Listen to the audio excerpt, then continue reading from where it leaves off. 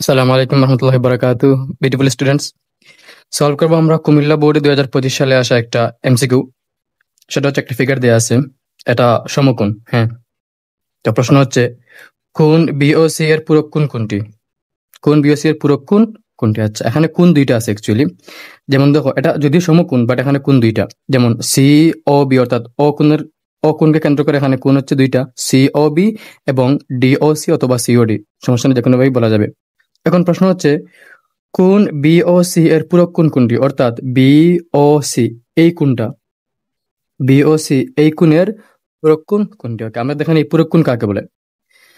যদি যদি দুইটি কোণের যোগফল 90 ডিগ্রি হয়, অর্থাৎ 90 ডিগ্রি বা এক সমকোণ, তবে তাদের একটিকে অপরটির পূরক কোণ বলে। অর্থাৎ আমি যদি বলি একটি কোণ হচ্ছে 30 ডিগ্রি, এখন যদি আমি বলি যে এই কোণের পূরক কোণ কত, সেটা কি হবে? নিঃসন্দেহে 90 degree minus 30 degree is equal to 70 degree.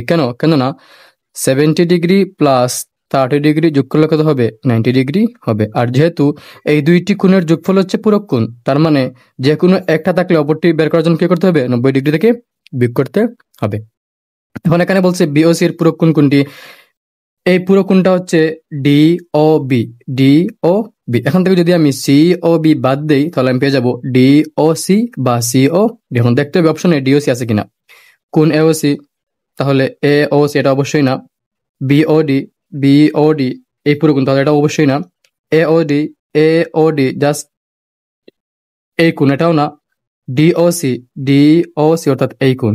তাহলে এই পুরো কোণের, অর্থাৎ এই পুরো কোণটা হচ্ছে 90 ডিগ্রি, আর পুরো কোণ হচ্ছে, এটাকে বাদ দিলে আমি পাবো ডি ও সি। তাহলে এটা হচ্ছে এই কোণের পুরো কোণ। আশা করি বুঝতে পারছো। ধন্যবাদ।